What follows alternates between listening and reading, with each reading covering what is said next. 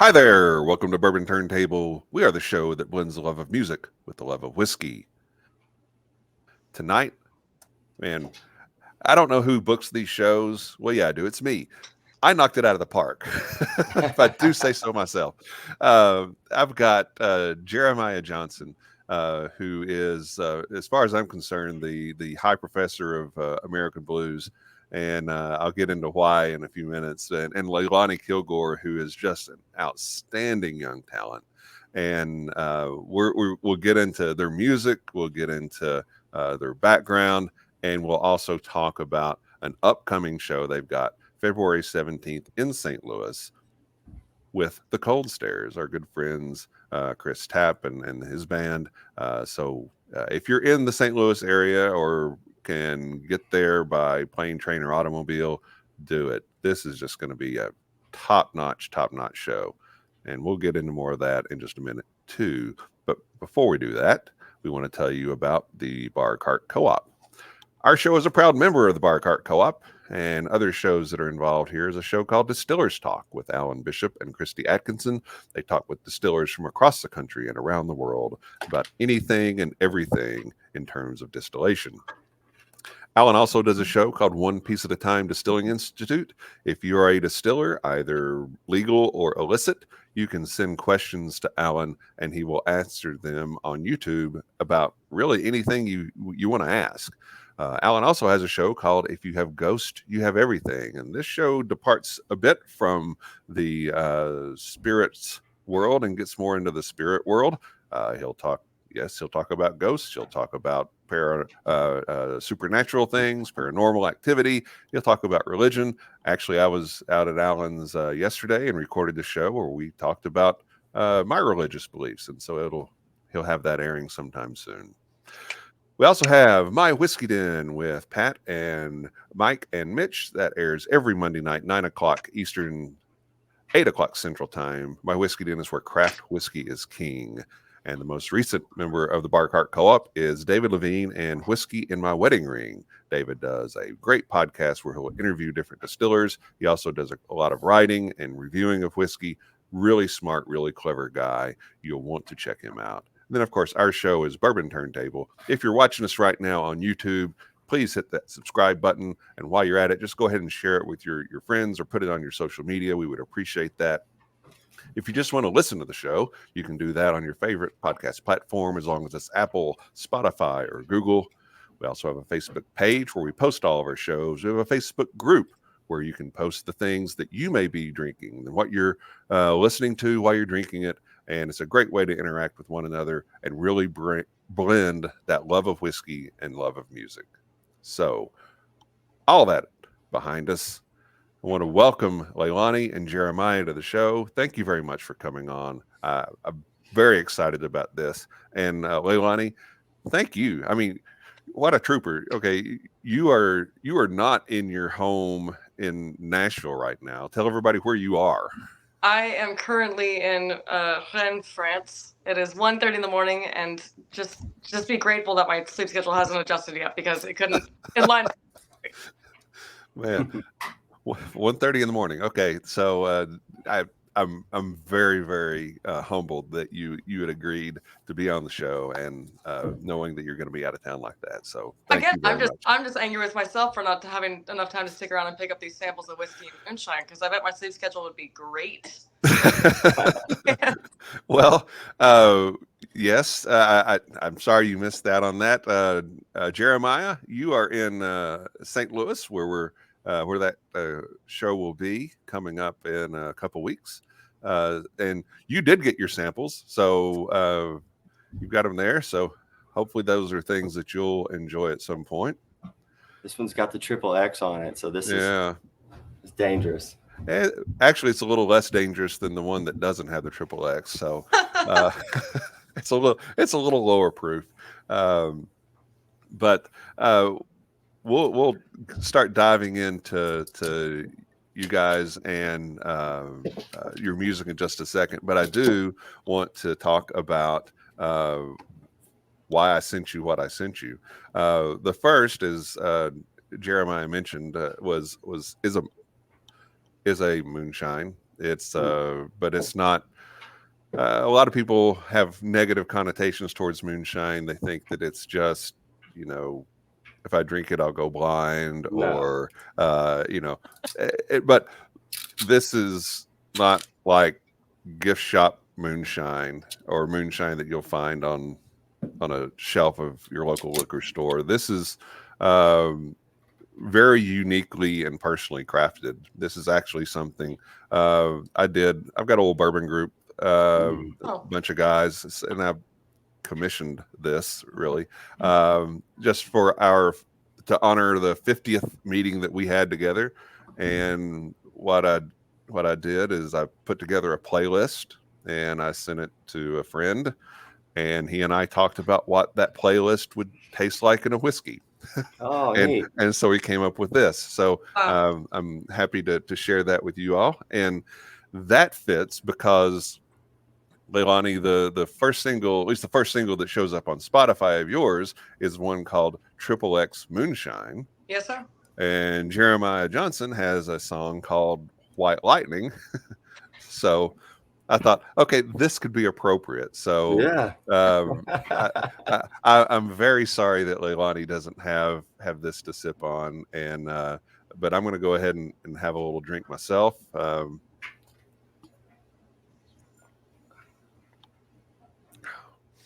The base of this is actually roasted sunflower. Wow. That's the base grain. And it's got some oat and rye. There's some cinnamon in it, some vanilla. So it does got a lot of flavor to it. That the aroma when it first hits your tongue, it's I don't want to say sweet, but sort of sweet kind of. Yeah, it's good. I've had some bad moonshine before, and I thought I was gonna die. Yeah, that's doable right there. That tastes good. Good. I'm glad you like it, and Leilani, I look forward to you getting to try it when you get back. Hopefully, nobody's pirated your porch and taken the boxes away. But I made sure to take vacation.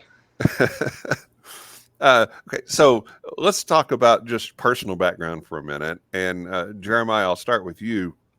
I believe you're born in the St. Louis area. Is that correct?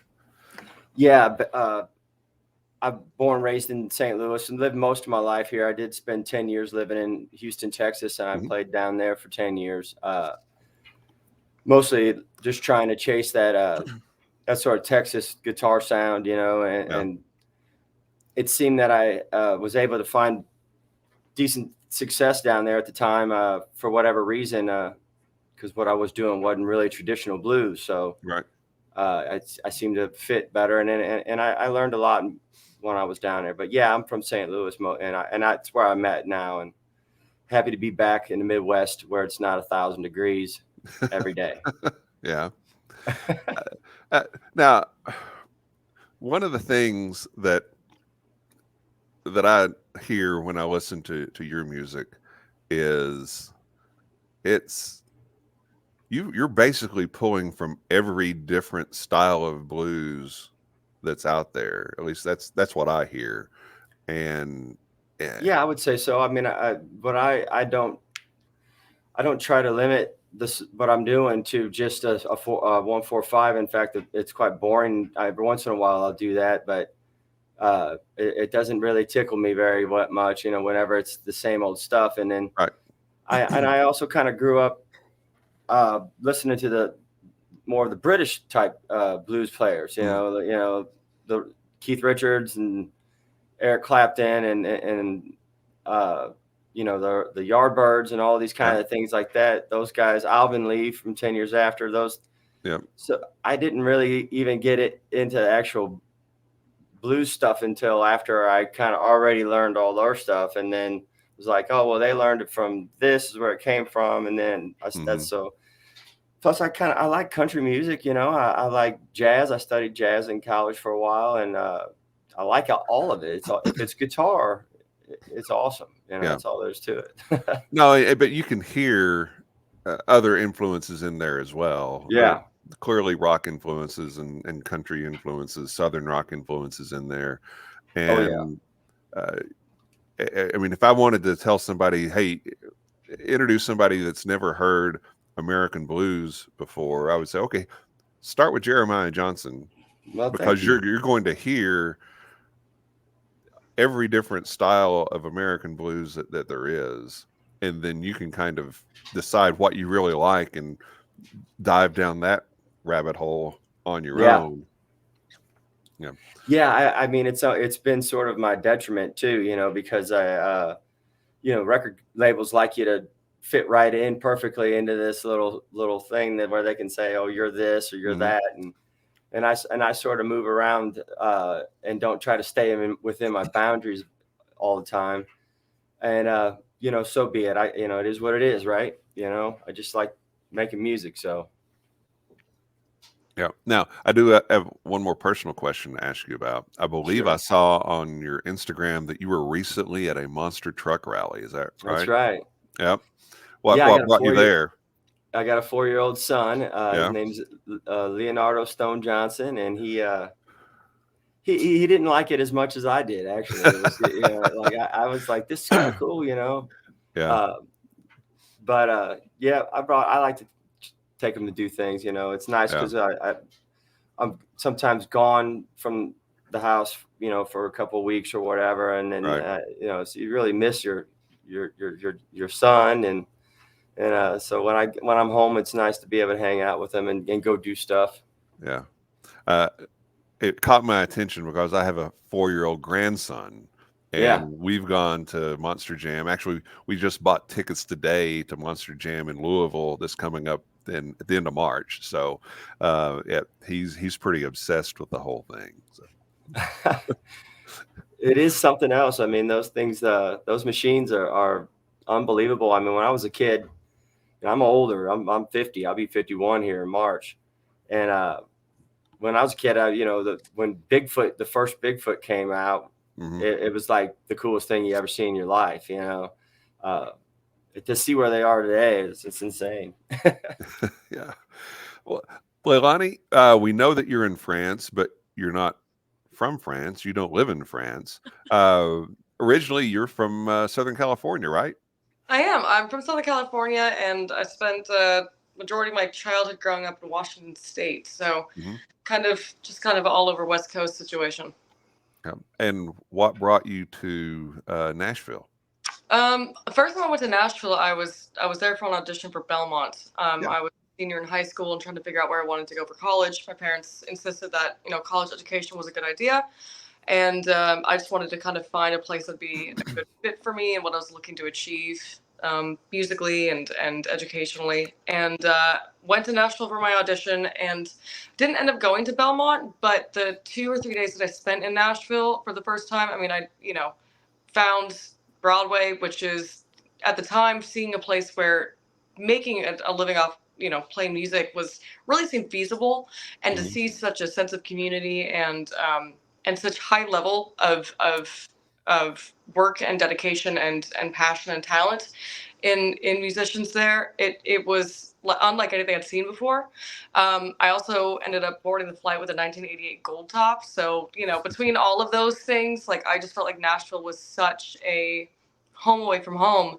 And by my second year at Berkeley up in Boston, it just became this thing where I was like, you know what? It's been good studying getting into the roots of what I'm doing, Mm-hmm. but ultimately I just really want to get up onto a stage and start really doing it. And I felt like Yeah. Nashville was the place to make my roots for that. Yeah. So, how long have you been in Nashville then? I've been there for 7 years. 7 years. Okay. Well, that's Nashville's growing so quickly. You've seen a lot in 7 years. Absolutely.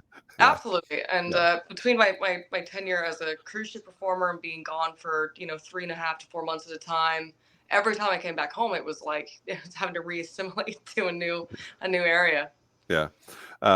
So, performing on cruise ships, were there specific cruise line or a specific part of the world that you went to? Yeah, I was a performer in Holland America for a few years. It was my Yep. first real full-time music gig, and we would go everywhere from South America to Norway to Germany. That's how I got to see a lot of the world and really, Yeah.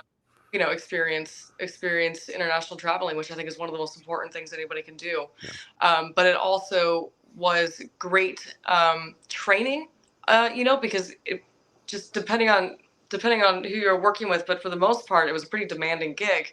You typically had 3 days to memorize 70 songs off book, every solo, every harmony, every intro lick, and to have that amount of pressure and have to perform under those circumstances, and also make sure that you're entertaining your audience every single night while still playing the same 70 songs over and over and over and over every single week. It was, I think, some of the best just kind of studying and training that I could have asked for, and really helped me as a performer, as a musician, as I think a songwriter, because at that point you're also getting into the meat and potatoes of what makes a song great. So that was my kind of my informal formal training. So you see the world, join the Navy, or play on a cruise ship, right? Yeah, exactly. That makes the most sense to me. Those are your two options. Oh man. Well, we'll get more in depth into the music side of things, but before we do that, I want to remind everybody again about this show coming up in St. Louis at Red Flag. Now, Jeremiah, you've played Red Flag before, right? No, actually, I haven't. This would be the first time, and so I'm looking forward to that. Being on that stage. There's not many stages that I haven't played at in St. Louis area, but that's one of them, and it's a pretty cool place. Good. Well, I think I saw Vintage Trouble there one time. Well, I'm looking forward to it. This will be February 17th at Red Flag in St. Louis. Headliner will be our friends, the Cold Stairs, and Leilani Kilgore, Jeremiah Johnson, and Wisemary. I don't know Wisemary. I don't know them, but look forward to hearing all of that, because it's just going to be, it'll be a killer show. And if you've not seen the Cold Stairs, do yourself a favor and get out. I know they're playing some songs that'll be coming off their upcoming album called The Southern. They've been playing some of that stuff live for a little while now, and it's fantastic. They just keep getting better and better. So check that out. You can go on Facebook. I'm sure that both Jeremiah and Leilani have this event posted on their social media. Oh yeah. You go to the Cold Stairs, go to Red Flag, you go to Bourbon Turntable, you'll find it there.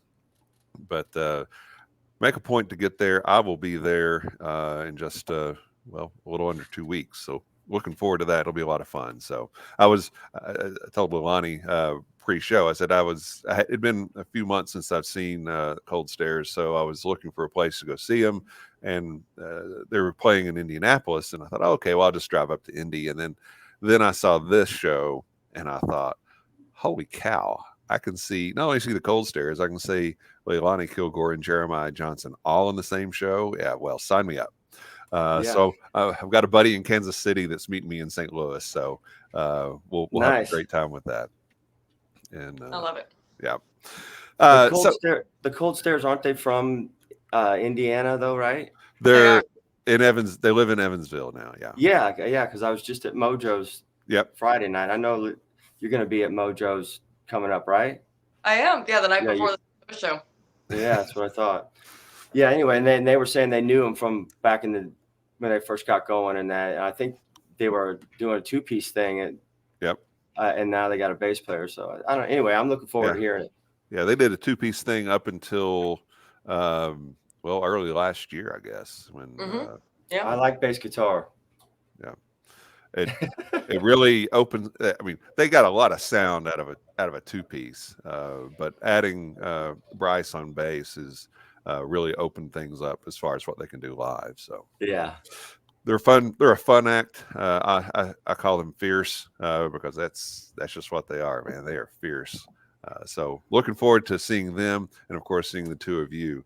And we will be in St. Louis. And the next sample that I sent out to you guys is from my favorite St. Louis area distillery, It is a place called Stumpy Spirits. It's actually in Columbia, Illinois, just across the river.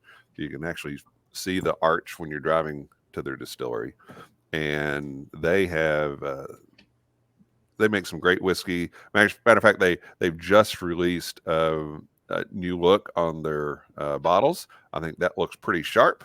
Very cool.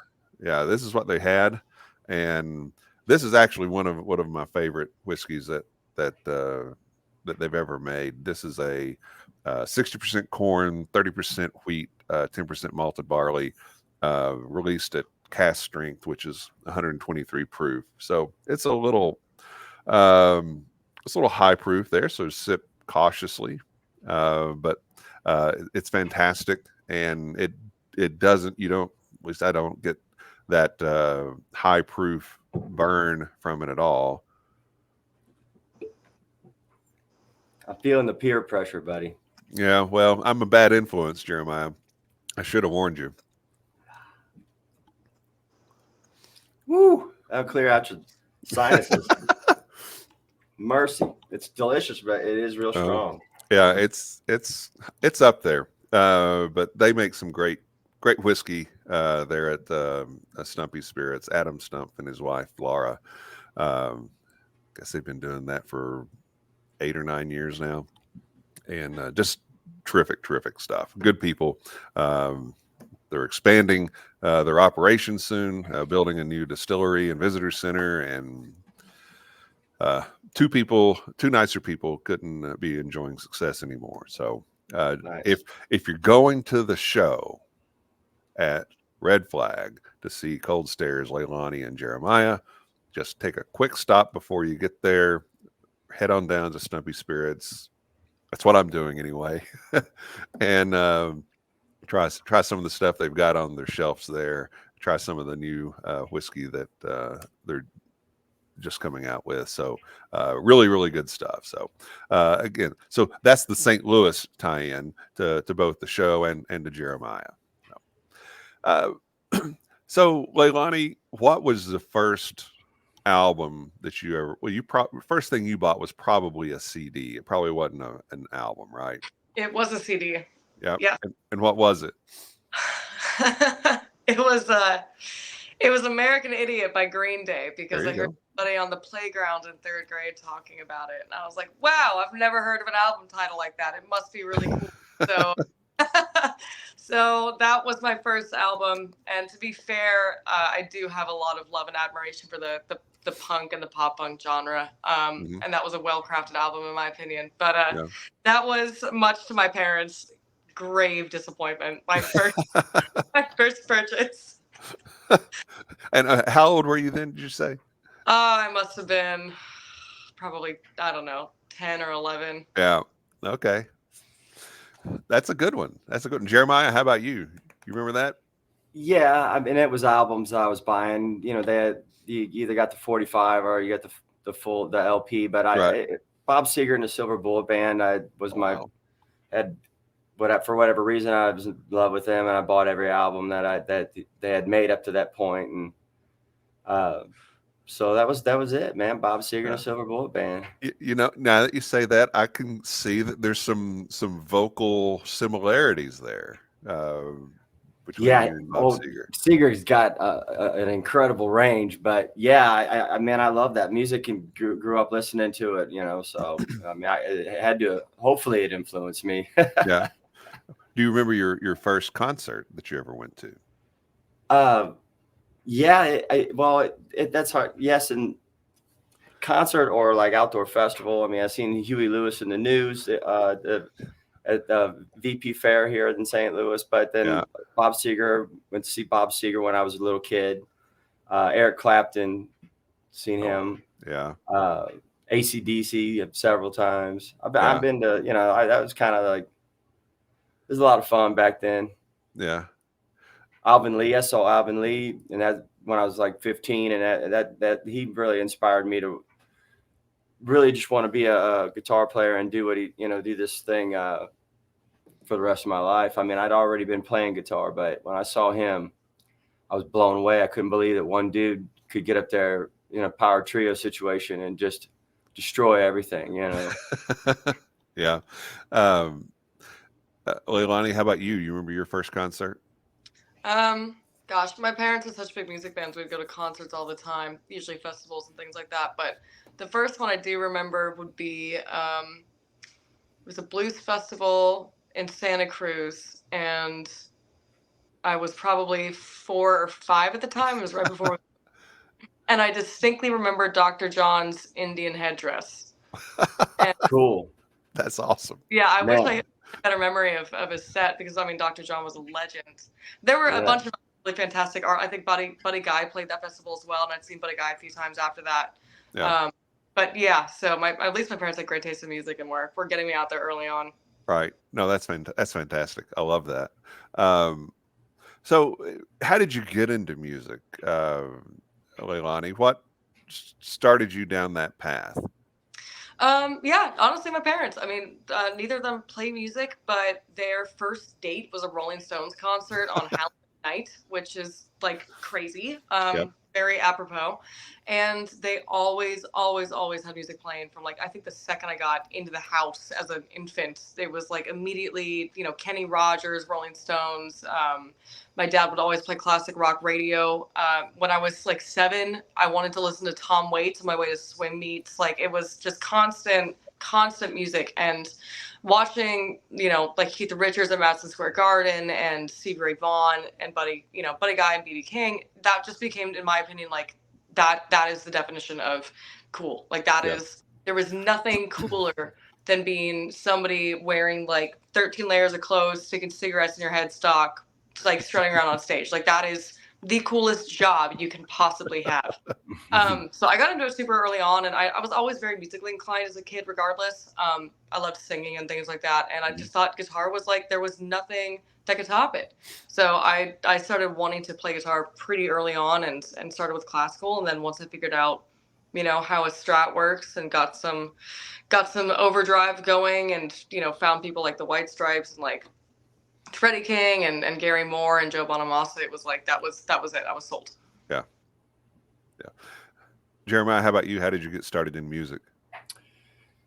Well, I started like when I was 4. So that basically they had a babysitter that came over and watched us, and he was a guitar player, and he played us a bunch of songs, and it fascinated me. And I asked for lessons and took lessons for a while, and then I always had a guitar around and played clarinet for a while in grade school and stuff, and then finally, just said, nah, I think I'm just gonna stick with this guitar thing. I don't know. I was lucky that I had a band in high school that had some region success in the area, and we were doing real well. And so once I kind of got a taste of hearing my songs on the radio, and the real possibility that I could make something out of it, I just never really gave up on it, Yeah. So how long did you play clarinet? About 2-3 years, something like that. Yeah, just in grade school band. Yeah. And I wasn't any good, I was like I don't even think they had to invent a chair for me. I was like, wait, I was off to the side, I was terrible.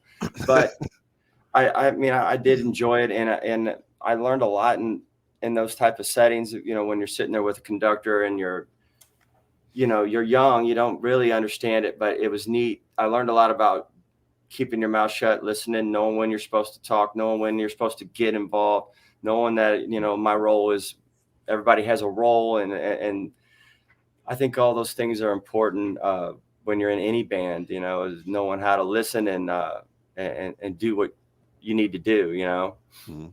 Yeah, so it was fun. Yeah. Leilani, who you've talked about a lot of different people that you've seen play.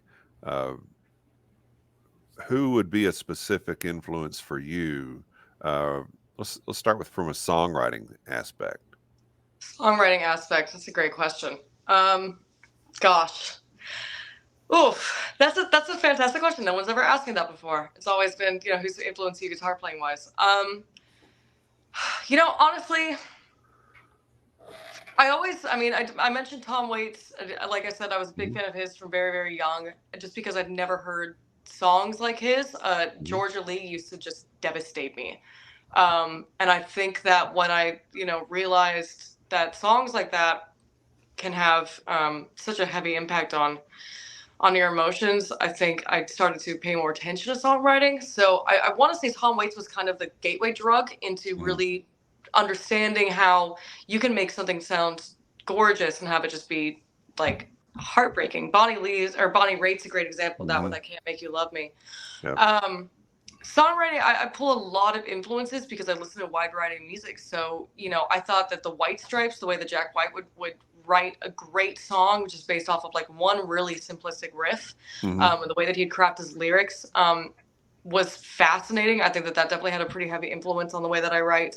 But at the same time, like, I'm a fan of more mainstream based bands as well. Like I think Death Cab for Cutie has a great use of melody. mhm. um I yeah, it's tough because I do listen to so many different artists, and I think just if it's a good song, it's a good song. I'm such a fan of Larkin Poe. I think that Yeah. Rebecca Love's use of melodies is just jaw dropping sometimes. Yeah, I to be honest with you, I pull a lot of different influences for that, but also I try to make sure that it's, as a fan of um, authors as well, I read a lot of books, and I think that Mhm. there's a lot of truth in the way that you can craft a lyric to be something that's pretty simplistic, but also have it be, some of the heaviest impact that you're going for. Mhm. So that's a tough question. It's a great question, Yeah. but But yeah. your music, and there aren't a lot of people that I think kind of fall into this category, but listening to your music lyrically, it sounds like it just flows very naturally. And I know that there's work behind it, but it sounds like it flows very naturally. Like Chris Stapleton, Jason Isbell, you listen to their music and it sounds like that just sounds that sounds easy. I could do that, but it's obviously I can't, and obviously there aren't a lot of people that can. But I just get the sense that your songwriting just has a tremendous flow in it, uh, eh, lyrically, as the song goes along. Well, thank you so much for saying that. Yeah, to be honest with you, I'm so guilty of having a lucky moment where a song will just kind of come together, and I think that those are usually the best songs. If it's something that does flow Hmm. naturally, I tend to try to roll with those more than something that's going to be like backbreaking to finish. Hmm. Um, Typically, once I finish a song, there is little to no revision done. So I'm really glad that it sounds like there's a lot of work going in behind it. I mean, I pay a lot of, I pay a lot of attention to the way that words are crafted, and like Yeah. because I am like such a fan of books. It's something that I think that like cadence and like internal rhyming and things like that are so important. Hmm. But to be honest with you, like I know some people that will do like 20 revisions of a song before they decide that they're done, and I just can't do that because I know that if I start doing that, I'm never going to be happy. Right. So yeah, I do try to make sure that there is a flow to lyrics. I think it's important, and I'm really thankful that you said that. That's very kind of you. Yeah. Jeremiah, how about you? What from a songwriting process? What do Well, you I go mean, through? that I this just listening to great songs, Bob Seger for one, but I was also Jerry Reed. I always liked Jerry Reed. I always thought he was like just one of the baddest dudes ever. And uh, but what happened was I grew up in the inner city here, and that's when rap music was starting to come around. It was like kind of the beginning of Run DMC and the Fat Boys and all these kind of things. And so I started just kind of rapping and free flowing like that kind of thing as a kid. And I mean, I'm not going to say that I was great at it or anything like that, but I was good. I was decent. I kept getting called out for challenges or whatever, in the hallway. And I'd challenge people. We'd do things at track meets and stuff, and then somebody beatbox. But anyway, the Beastie Boys came out, Yes. and they brought guitars in with the rap music, and all of a sudden I was like, wow, that's awesome, man. And then so I can play guitar. I started kind of putting together songs. So I'd say really the putting together the lyrics and all that kind of all started with me just having to hurry up and think of something off the top of my head real quick in a situation like that, So, I so that's love that. That is that's awesome. I was I had a rap name. It was Jock and Jay because I was a jock. Okay. Jock and Jay. Jock. Okay, I'm making a note of that. I'll use that some other time. Yeah, we could just forget all about that. But it's interesting that you mentioned Jerry Reed, because one of the things that I love about your music is uh, one, it's kind of like making the blues fun, because a lot of times blues music is very heavy and very dark and somewhat depressing. But yours is, I don't get that from your music. There's a great sense of humor in a lot of it. Um, uh, like Ball and Chain. We go from cooking up a fuss to getting naked and drinking champagne. That's a great Yeah. line. That's a great funny line. Um, Yeah, I like to try to put a little bit of it's just yeah, people write all different, but I play on words, mhm, uh, just to try to like creatively get as much out of every line. I mean, whenever unless it's like a song like you were talking about where it just sort of happens and it comes up real quick and it's all kind of happens in 20 minutes. But if it's a song where I'm really sitting down and looking at the lyrics, that I try to make sure that every line has a purpose, just like an editor would do in a movie. mhm, There's no scene that's not in that movie for a reason, or it shouldn't be anyway. And it's the same thing with the lyrics. That there shouldn't be a wasted lyric. Every line needs to be thought about. What could I say and how could I say it better, or is it mhm. okay? Yeah. But it's just fun, man. And when you create a song, it's like the most exciting thing, man. I still get just goosebumps thinking about when I make Yeah. something new, or you just get so pumped. Yeah. So is that your personality coming through in the lyrics of your music, as far as just having a little lighter outlook on life, Oh, and definitely, definitely, looking man. at I everything mean, with a bit of a sense of humor? yeah, man. Because otherwise, I think that well, I don't think you'd. I mean, you'd be mad all the time and upset, but it's like, I can be a broke person, not having money and it'd be raining, and I'm gonna try to make the best of the day because you get about 80 summers in a lifetime, and I'm already through 50 of them. So I want to make sure that I spend every day thankful to be here and thankful to have my family and thankful in Yeah. general. And so why sit around and I never understood, like the illness of depression or somebody who's negative all the time. I mean, I get it. I know it's what it is, and I know it's serious. But Hmm. I'm kind of the opposite of that, where maybe I should worry more. Well, there are a lot of people that you listen to their writing, and it can be very good and be very poignant and thought provoking, but it's like, I don't know that I'd want to sit down and have a drink with this person. I think that it could be very depressing experience, but that's not Yeah, the case with you at all. And I really enjoy that. I appreciate that about your but music. thank you. I think it sets you apart. So, Leilani, from now, I'll go back to the question that you may have thought I was going to ask, from a guitar playing aspect, or also, here's the difficult thing about you and your music is you can kind of get wrapped up in uh, the guitar work that you do, but then you can also get really wrapped up in the vocals as well. So I want to kind of go down two different lines with that question, is from a guitar aspect, from who's influenced your playing, and from a vocal aspect, who influenced the way that you sing. Yeah, fair enough. It's definitely public knowledge that I'm a huge fan of Joe B, and he definitely, Hmm. as far as like a guitarist that I saw live, was the first person to really sell me on taking it seriously. I think I was about 15, and Bonamassa was opening for Thorogood, and I mean, it was Buddy Guy, Joe, and George Thorogood. Talk about like lineup, really get your inspiration going. I just found something really beautiful about the way that Joe sets up his solos, and that really got me into sitting down and like Jeremiah was saying, just okay, so Joe's a great player. Let's backtrack and figure out who he listened to, who he studied, and so on and so forth, and kind of go down the rabbit hole of the history of guitar, basically, in the blues scene. So pulled a lot of inspiration from Joseph, but also really got into like people that play cleanly, like people like Freddie King and Albert King and BB, and just like matching, like understanding, like just even tone with like fretboard placement, was so important.